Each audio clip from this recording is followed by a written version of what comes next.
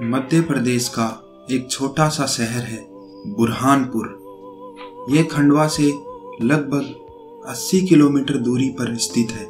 यहाँ पहाड़ियों की ऊंचाइयों पर है असीरगढ़ का किला।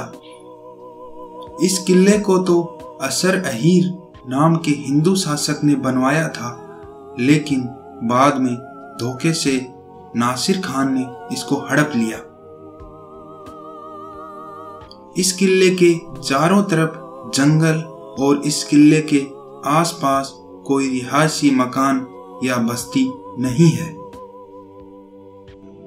वैसे तो यहाँ कोई आता जाता नहीं, लेकिन कभी कोई आया तो उसको कुछ ऐसे अनुभव हुए जिससे या तो वह पागल हो गया या फिर उसको लकवा मार गया। स्थानीय लोगों में यहाँ अश्वत्थामा के होने की भ्रांति है।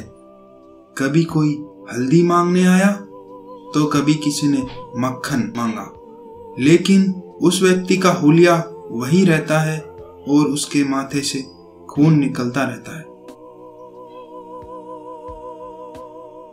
महाभारत की कथा यदि आपको थोड़ी कम याद हो तो आइए जानते हैं अश्वत्थामा के बारे में। अश्वत्थामा द्रोणाचार्य के पुत्र थे। वही अश्वत्थामा जो कौरव और पांडवों के गुरु थे।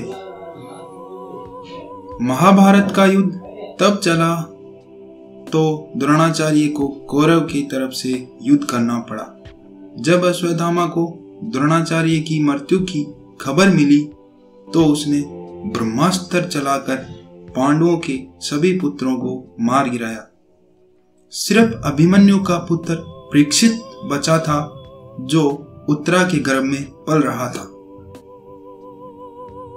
जब अश्वत्थामा ने उसे मारने के लिए ब्रह्मास्त्र निकाला तब श्री कृष्ण ने उसके मस्तक से मणि निकाल ली और उसको श्राप दिया कि वह इसी मर्त्युलोक में रहेगा और भटकता रहेगा।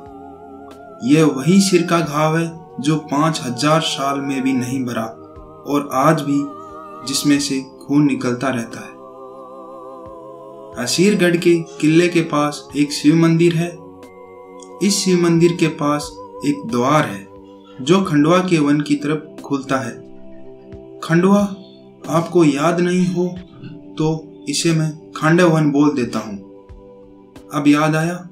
ये वही खांडव वन है जिसको अर्जुन को अग्निदेव ने वरदान स्वरूप यह वन गांडीव धनुष और अक्षय तरकस दी थी। इस वन का महाभारत काल से बहुत महत्व है और इसलिए आज तक इसी वन से आकर इस शिव मंदिर में कोई फूल और गुलाल चढ़ा जाता है।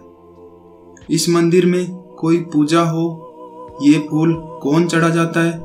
इस मंदिर के पास एक नदी है, उतावली नदी कहते हैं। श्री अश्वत्थामा इसी नदी से नहाकर फूल चढ़ाने आते हैं।